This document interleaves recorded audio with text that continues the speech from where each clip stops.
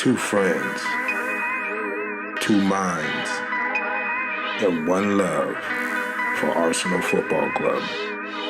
You are now listening to the Cod and Two Minds podcast.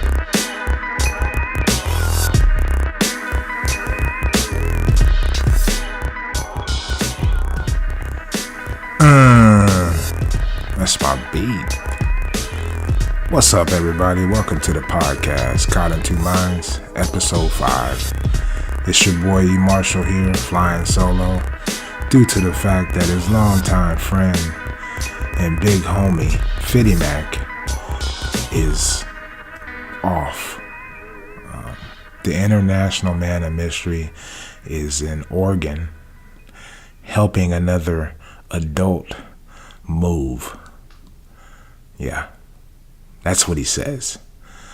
Come to find out, I did receive several texts today about him being at some sort of Indian casino, and he had won $650 playing Pai Gow poker. So, how's that moving going? You know, sounds like you're moving a lot of drinks at the Indian casino. But anyway, God willing, he'll be back Monday, for Piss and Moan Monday. If he's not, then instead of me pissing and moaning about Arsenal's result, I'm going to continue to piss and moan about my longtime friend and co-host missing another show. But anyway, I'm going to take it easy on him. Today on the podcast, we're going to preview Arsenal versus Watford. And we're also going to discuss some of the transfer rumors swirling around this great football club we support, Arsenal. One in particular that's really starting to piss me off. It's just really bugging me. Got some things I want to get off my chest about that. So with that said, let's get into the Arsenal versus Watford preview. Arsenal travel to Vicarage Road to take on Watford on August 27th at 10 a.m. Eastern Time here in the States. And the game will be shown like all the other games on NBC Sports. Just a side note, we are very lucky here in the United States. We get to watch every single BPL game for free. You know, with your cable subscription or whatever you have, which is really strange because you have to kind of pay for MLS games. Yeah. Very strange. But anyway, and this is a game in which I feel Arsenal it's a must-win for Arsenal. They need to get all 3 points, just for the simple fact that we cannot continue to keep losing ground on the league leaders. Both teams, Arsenal and Watford, come into the season with only 1 point. If you would, based on the results of the season, you could kind of say Watford is maybe punching, a little higher than Arsenal. They led Chelsea for 80 minutes, and then that crazy old Puerto Rican came to life.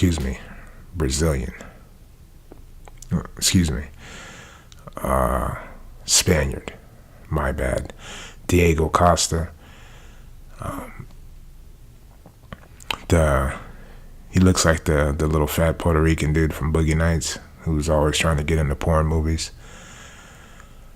Anyway, this isn't going to be an easy game for Arsenal due to the fact that Watford have 2 legit strikers, one who scores goals and one who throws his weight around like a fat bastard. That's right, Senor Big Face Troy Deeney, the man with a quarter pounder with cheese in his pocket. It truly is a thing to behold to watch this man play football. Somebody who looks completely out of shape. He looks like he's fresh from a a 10-hour shift at McDonald's, and he rushed out of work, got to the field, and threw on his uni, and he's out there running around causing havoc. He really does cover a lot of ground, and I'm not fat shaming, you know. I'm a fat bastard too. It's just I'm just amazed, you know, somebody who looks like that can cover so much ground. And when we traveled to Watford last year, we did win 3-0. You know, it was a pretty good performance.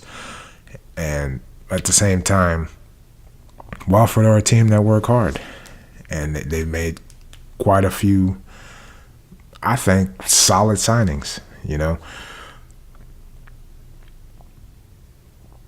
They signed Kabul, who's a complete buster. But at the same time, he shows flashes of brilliance. He's a center back. He's big. And he scored a few goals against Arsenal on set pieces. This will be his first game with Watford. You talk about just a sideways move. You know what I mean? Like from Sunderland to Watford, you know. They also have Janmaat. They just got in from Newcastle. He's going to play at the right back. Besides those other two, Brittles and Brodel. You know, it's an okay back line. I think Arsenal should be able to exploit them on occasion and maybe get some goals. Their midfield is to me where it's at with Watford. Capu, Barami, and this new guy that they just signed from Juventus, Roberto Pereira. I watched a few Serie A games with him, and he's, you know, he can do it all. He can tackle, he can make a pass, he can take shots, and he's going to be the creative guy feeding Ighalo and Troy Deeney. So we will definitely have our hands full. I don't see us winning the game, even though it's a must-win. 2-2 draw, goals from Ozil and Sanchez. Another interesting note of this game is that it'll be interesting to see what kind of tactics Mazzarri deploys. The Italians are known for switching things up, trying different things, switching the tactics, and just really trying to exploit other teams' weaknesses. Something I wish our manager would do a little more of.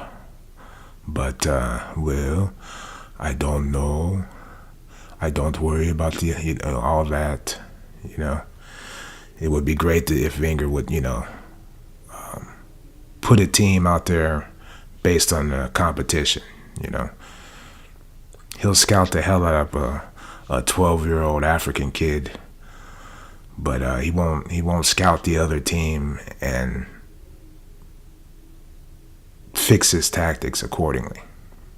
It's the same thing day in and day out, game in and game out. It's the same thing. But, you know, it's all fine and dandy when you got Henry, Bergkamp, Vieira, Perez. You can do that and get away with it. But it's a new day, you know. Get your tactics right. I'm sorry I digressed. I've already got this off my chest, you know what I mean? Piss and Moan Monday was Piss and Moan Monday, you know. But anyway, Watford, they do have Gomez in goal.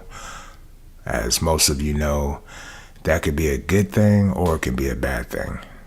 You know, he's one of those keepers who's known to have a howler or two. And then at the same time, he's known to stop everything. So hopefully, he has a real shitty day against us.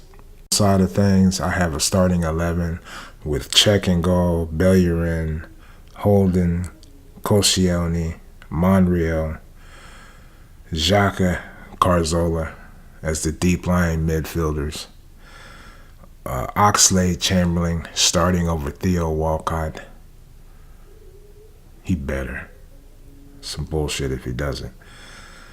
Ozil in the middle, Sanchez on the right, and Oliver Giroud down the middle.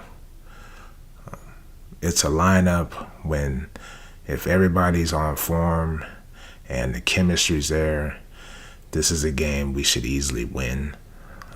Based on the last performance and the fact that a lot of guys are coming in who haven't played with the team, I see it as a 2-2 draw.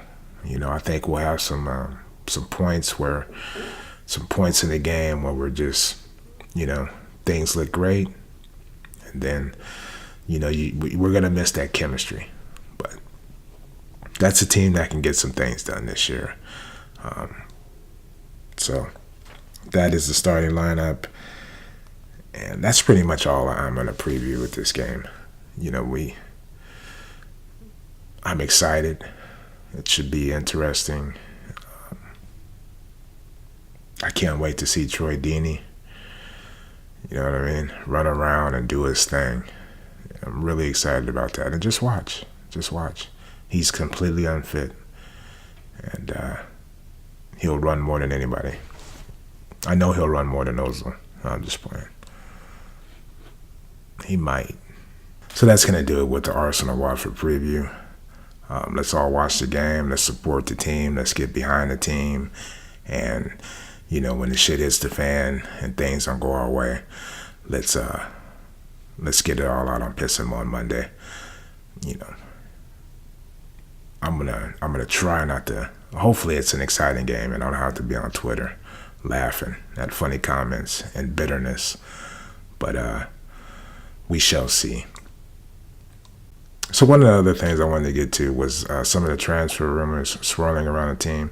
Not all of them, because if you're an Arsenal fan and you're on Twitter, there's a shitload, and everybody's in the know. And this guy's for this much, and what do you think about this? None of that shit's gonna happen. If it hasn't happened by now, what makes you think it's gonna happen?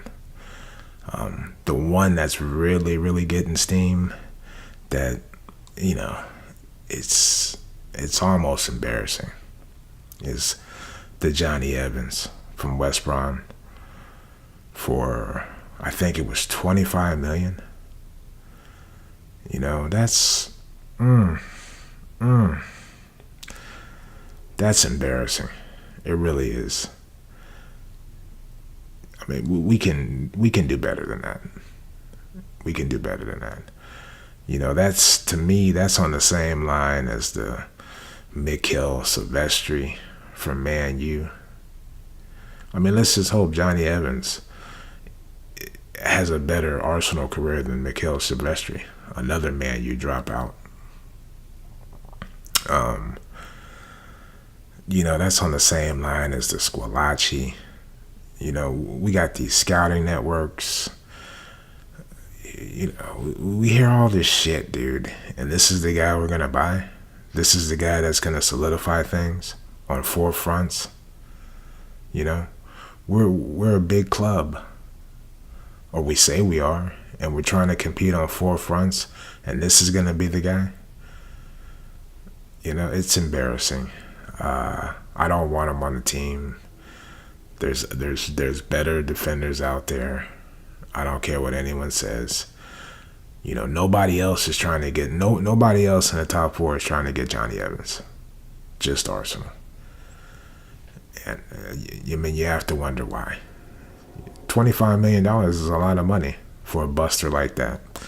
But anyway, I just wanted to get that off my chest. I don't know how you guys feel about it.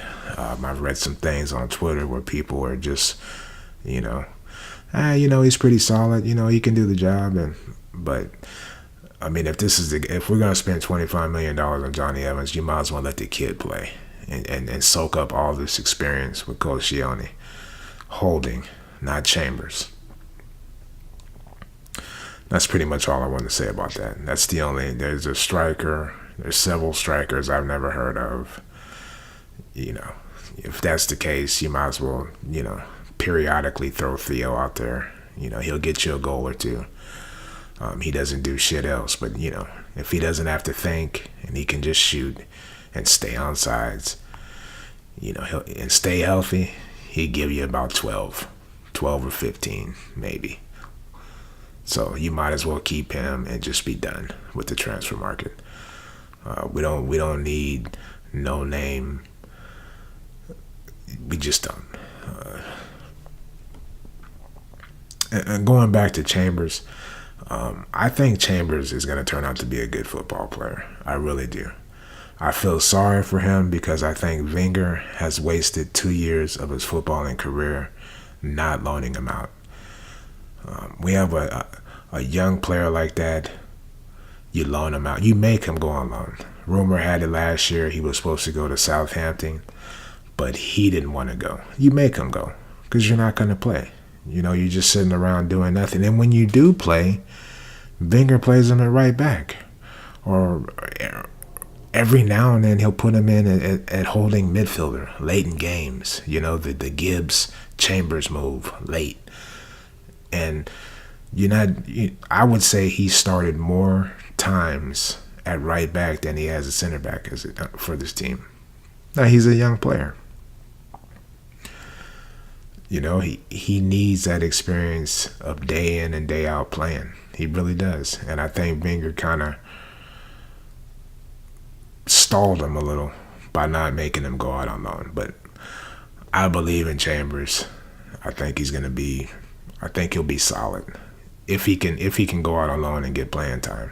But he won't be solid just sitting around, And that's pretty much all I want to say about that. But you can clearly see Holden is like, he's got it.